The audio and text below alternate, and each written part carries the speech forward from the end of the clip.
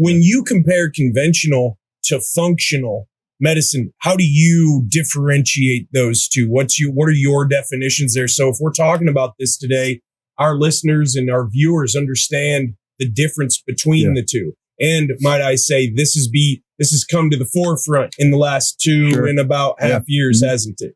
That can we or can we not trust what the medical field tells us? And I'm sure gaining that trust might be more difficult now than it has been, but we can cover that later. What are the differences, functional, conventional? Yes, that's a good question. I think in reality, the two can really work hand in hand, and they do. And with people that are, providers, once they understand what we do, they can see, hey, okay, this is a functional relationship.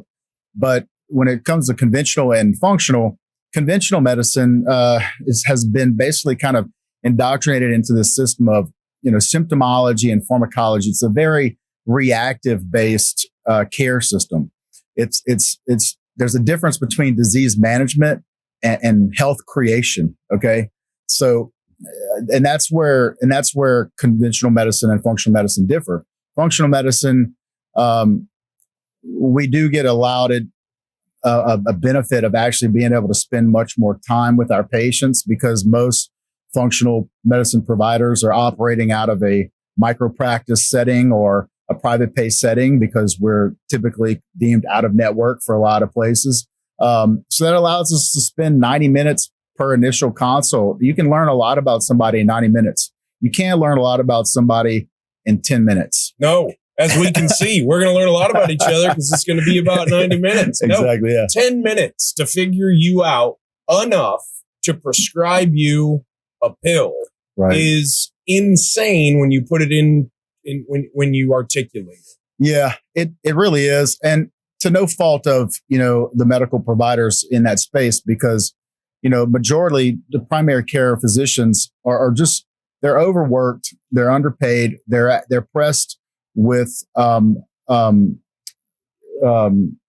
quotas by Medicare, Medicaid, a lot of them which have started to back off of how much they're accepting into their practice. So now you have, again, this other huge gap of patients who can't even get care in rural areas because they don't have somebody within 100 miles that's taking patients for Medicare and Medicaid.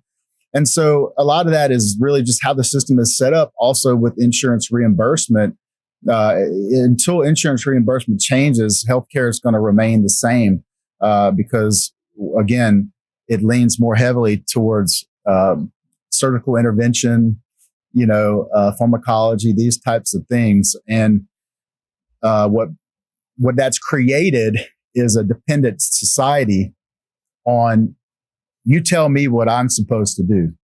We have lost complete control of our own health. We've handed over our ability to control certain aspects of our own health, which before, the evolution of medicine in general, our ancestors did just fine, feeding themselves, getting physical activity. I was listening to something on the way here, and it was saying how, our bodies were made to survive in the wild.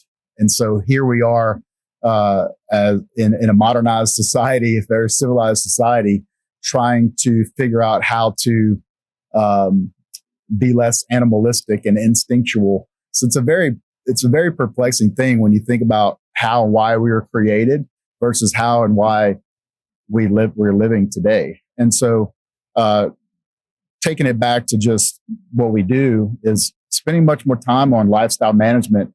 And with functional medicine, it's more of a root cause analysis. And so trying to really evaluate all the different things in the patient's life and creating a solid foundation. Most people come to me, by the time they come to me, they have no foundation whatsoever.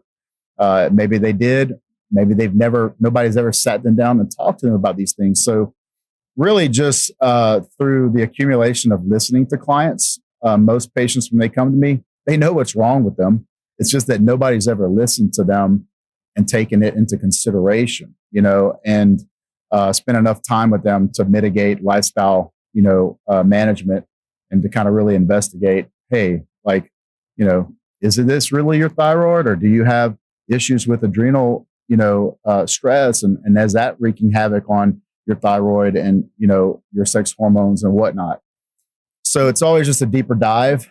And again, it's just a lot of it is common practice, but common practice, it's not common. Common sense is not common practice. Right. So some of this stuff, if I were to just throw it out there as free information, it would probably get dismissed because people aren't looking for accountability. They're looking for someone else to be responsible for their health.